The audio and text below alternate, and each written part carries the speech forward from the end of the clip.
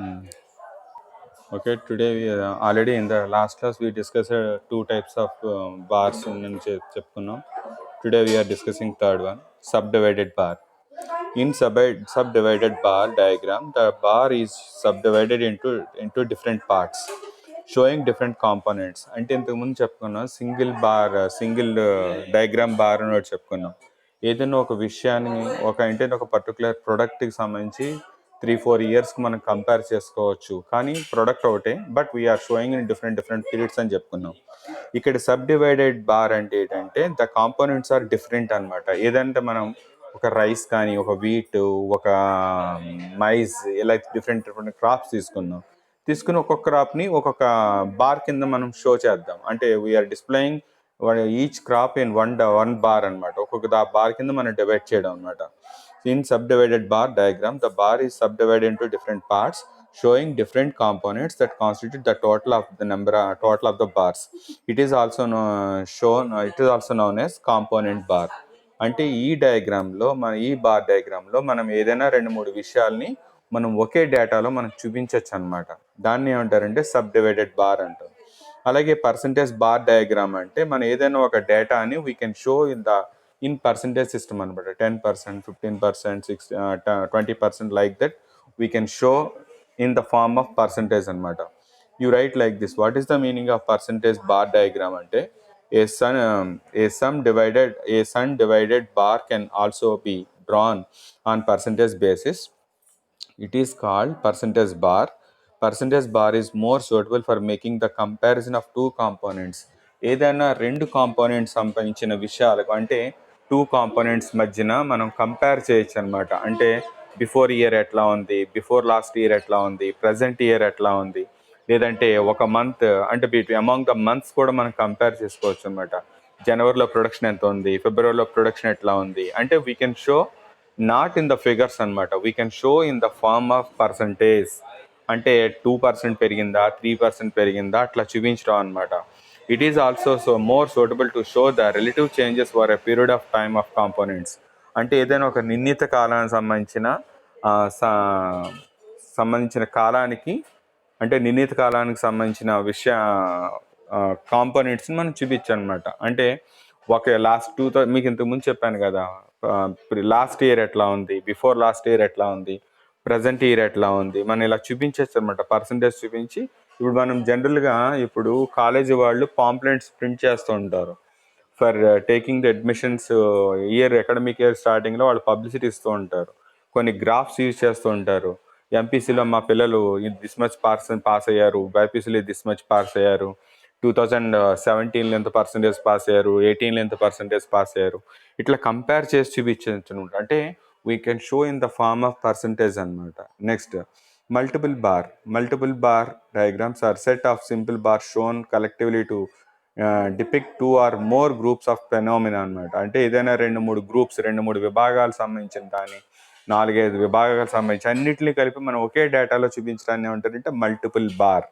అంటే అన్ని రకాల కాంపోనెంట్స్ని మనం ఒకే బార్లో చూపించవచ్చు అనమాట. Which are related to the period of time.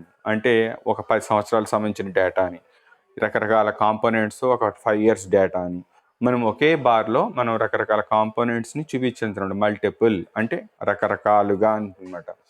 Next deviation bar depict net deviation in the values. అంటే ఏంటంటే వాల్యూస్లో డిఫరెన్స్ చూపిస్తుంది అనమాట ఈ బార్. డీవియేషన్ అంటే మనం ఏదైనా వాల్యూస్ చూపించాలనుకున్నాం అనుకోండి, అంటే ఏదైనా నెంబర్స్లో మనం ఏదైనా ఒక సంబంధించిన విలువలని రకరకాల కాలానికి మనం డీవియేషన్ బార్ ద్వారా చూపించవచ్చు అనమాట. అంటే deviation may be positive or negative. అంటే మనం చూపించిన ఈ డేటా పాజిటివ్ ఉండొచ్చు, నెగిటివ్ ఉండొచ్చు. పాజిటివ్ డీవియేషన్ వచ్చి మనం ఎక్స్ యాక్సెస్ మీద చూపిస్తాం. మనం ఎప్పుడన్నా డయాగ్రామ్స్ డ్రా చేసేటప్పుడు ఇలాగా ఎల్ షేప్లో డ్రా చేస్తాం. దాన్ని ఏమంటారంటే కింద ఉన్న దాన్ని ఎక్స్ యాక్సెస్ అని, ఇలా హారిజెంటల్గా ఉన్న లైన్ని ఎక్స్ యాక్సెస్ అని, నిలువుగా ఉన్న దాన్ని వై యాక్సెస్ అని చూపిస్తాం అనమాట. కానీ ఈ డీవియేషన్ బార్లో ఎక్స్ అని అంటే ఇలా హారిజెంటల్గా ఉన్న లైన్ని ఎక్స్ యాక్సెస్ అంటారు. దాన్ని పాజిటివ్ అని అనుకున్నాం అనుకోండి, ఇలా హారిజెంటల్గా ఉన్న దాన్ని ఏమనుకుంటారంటే స్ట్రైట్గా ఉన్న దాన్ని, వర్టికల్గా అంటే నిలువుగా, హారిజెంటల్ అంటే అడ్డంగా అనమాట. అంటే అడ్డంగా ఉన్న దాన్ని ఎక్స్ యాక్సెస్ అంటారు, అంటే పాజిటివ్. వర్టికల్గా అంటే నిలువుగా ఉన్న దాన్ని వై యాక్సిస్ అనమాట, అంటే నెగిటివ్గా చూపించవచ్చు అనమాట. గ్రాఫిక్ ప్రజెంటేషన్ అంటే రేఖా చిత్రాల ద్వారా, అంటే చిత్రలేఖనం ద్వారా మనం డేటాను ప్రజెంట్ చేయడం అనమాట. Graphics are other modes of visual devices to present the data. Visual అంటే ఒక చిత్రాల ద్వారా, ఒక చలనచిత్రం లాంటి ద్వారా. ఇప్పుడు మనం చూసే మూవీస్లో అన్నింటిలో కూడా ఆ టైటిల్ చేస్తున్నారు గ్రాఫిక్ డిజైనర్స్ అని, అదని ఇదని ఏదో చూపిస్తున్నారు. అంటే చిత్రలేఖనం అంటారు. అచ్చ తెలుగులో చెప్పాలంటే గ్రాఫిక్స్ అంటే చిత్రలేఖనం. అంటే we can show the data, we can present the data in graphics అనమాట. That word graph is derived from the word term graphic, means vivid. It adds to delights to life. అంటే మనం చూపించిన ఆ చిత్రానికి ఒక లైఫ్ ఉంటుంది అనమాట. అంటే నిజంగా వాళ్ళు చూపించే ఏదైతే డేటా మనము గ్రాఫిక్స్లో చూపిస్తున్నామో ఆ చూపించే చిత్రానికి ఒక లైఫ్ ఉన్నట్టు ఉంటుంది అనమాట. అది ఒక లైఫ్. అంటే ఇక్కడ గ్రాఫిక్ అంటే స్పష్టమైన, అక్కడ ఏం రాసాము,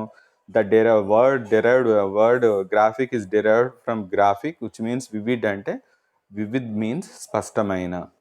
it's delight to the life, అంటే దానికి ఒక లైఫ్ అనమాట. మనం చూపించే ఆ చిత్రానికి ఒక జీవం పోసినట్టు ఉంటుంది అనమాట. When statistical data is presented in visual form it adds beauty to the lad అనమాట. అంటే మనం ఎప్పుడైతే మనం చూపించిన డేటాలో గ్రాఫిక్స్ యూజ్ చేసామో అది ఒక we are adding a beauty to that data అనమాట. మనం చూపించే డేటాకి ఒక అందంగా కనిపిస్తుంది. మనం చూపించే డేటా ఎలా ఉంటుంది, చాలా అందంగా. మనం సినిమాల్లో టైటిల్ చూపిస్తుంటారు గ్రాఫిక్స్ యూజ్ చేసి. నార్మల్గా చూసిన టైటిల్స్కి గ్రాఫిక్స్ యూజ్ చేసి డిస్ప్లే చేసిన టైటిల్స్కి మోర్ ఇంప్రెసివ్ అనమాట. అంటే more beauty to that data అనమాట. డేటాకి బ్యూటీ వస్తుంది అనమాట అలా చూపించడం వల్ల. Next the features of graphs. అంటే ఈ చలనచిత్రాలు ఎలా ఉండాలి? గ్రాఫిక్ ఫీచర్స్ అంటే the graphics are attractive, impressive and interesting than statistical tables.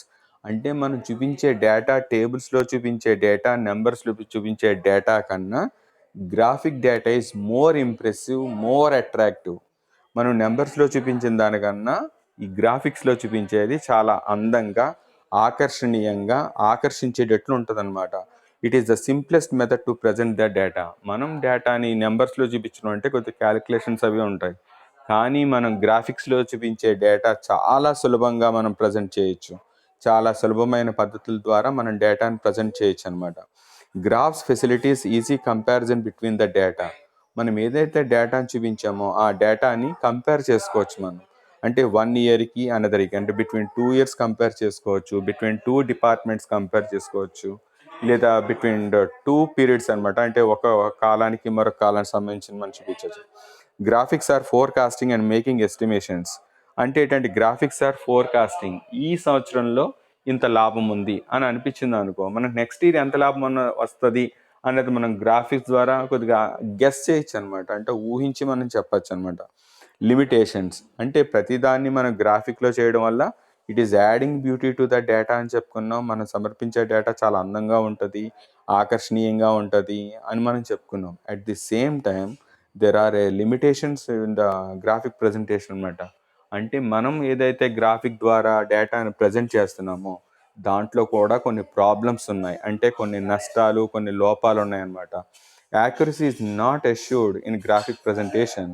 ఏదైతే మనం డేటాను చూపించాలనుకున్నామో గ్రాఫిక్స్ ద్వారా చూపించే డేటాలో యాక్యురసీ అంటే అంత స్పష్టత ఉండకపోవచ్చు అని అనమాట. అంటే మనం ఏదో రకరకాల కలర్స్ యూజ్ చేసి, గ్రాఫిక్స్ యూజ్ చేసి డేటాను చూపిస్తున్నాం, దాంట్లో అంత యాక్యురసీ అంటే ఖచ్చితత్వం ఉండకపోవచ్చు అనమాట. The graphic presentation sometimes leads to the wrong impression and conclusions. Sometimes మనం ఏదైతే ఇందాక చెప్పుకున్నాం graphics are adding beauty to the data అని చెప్పుకున్నాం కదా, మనం చూపించే డేటా అందంగా ఉంటుందని చెప్పుకున్నాం. At the same time it leads the wrong impression అనమాట. ఒకసారి కొన్ని సందర్భాల్లో మనం చూపించే డేటా రాంగ్ ఇంప్రెషన్ అంటే చెడు ప్రభావాల్ని కల్పించవచ్చు అనమాట. అంటే చెడు ఆలోచనలు మనకు రేకెత్తించవచ్చు. అంటే మనం చూపించేది రాంగ్గా మిస్లీడ్ కావచ్చు ఒక్కొక్కసారి. సో అంటే ఫీచర్స్తో పాటు అంటే గ్రాఫిక్స్ వల్ల అడ్వాంటేజ్తో పాటు లిమిటేషన్స్ అంటే డిసడ్వాంటేజెస్ కూడా ఉన్నాయన్నమాట. అండ్ జనరల్ రూల్స్ అంటే సాధారణంగా ఏంటి గ్రాఫిక్స్ వల్ల ఏంటి? Every graph should have a short and meaningful title.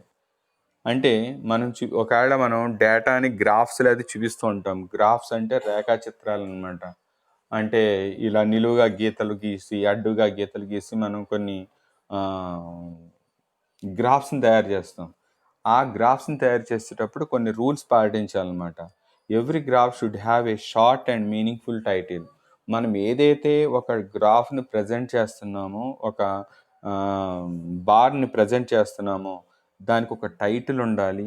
ఆ టైటిల్కి ఒక మీనింగ్ ఉండాలన్నమాట. అంటే ఇప్పుడు మనకు ఏదైనా ఒక గ్రాఫ్ డ్రా చేస్తాం, ఒక బుక్లో ఒక బుక్ పేపర్ మీద ఒక బొమ్మను డ్రా చేస్తాం గ్రాఫ్ని. ఆ గ్రాఫ్ని డ్రా చేసినప్పుడు ఎందుకు డ్రా చేసాం, దాంట్లో ఉన్న కాన్సెప్ట్ ఏంటి, దాంట్లో ఉన్న మీనింగ్ ఏంటి, అలా డ్రా చేయడానికి ఉన్న మీనింగ్ ఏంటి అన్నది మనం ఒక స్పెసిఫిక్గా చెప్పాలన్నమాట. అది ఒక general. Next, independent variables such as years, units etcetera are to be taken on OX and independent variables on OY axis అనమాట. అంటే మనం ఇందాక చెప్పుకున్నాం, వర్టికల్గా హారిజెంటల్గా లైన్ డ్రా చేస్తామని చెప్పుకున్నాం. హారిజెంటల్గా డ్రా చేసినప్పుడు హారిజెంటల్గా డ్రా చేసిన దాన్ని ఓఎక్స్ అని మనం రాసుకోవాలి. అంటే లెఫ్ట్ సైడ్ కార్నర్లో ఓ అని పెట్టుకోవాలి, రైట్ సైడ్ కార్నర్లో ఎక్స్ అని పెట్టుకోవాలి. అలాగే ఓవై అంటే ఏంటంటే లెఫ్ట్ సైడ్ కార్నర్లో ఓ రాసినప్పుడు దానికి స్ట్రైట్గా అంటే నిలువుగా పైన వై యాక్సిస్ అన్నది చూపించాలన్నమాట. ఇందులో మనకి ఈ గ్రాఫ్స్లో మనకు వచ్చే ఏంటంటే ఫస్ట్ హిస్టోగ్రామ్ అంటారు. హిస్టోగ్రామ్ అంటే అక్కడ నేను పిక్చర్స్ డ్రా చేసాను చూడండి. ఇది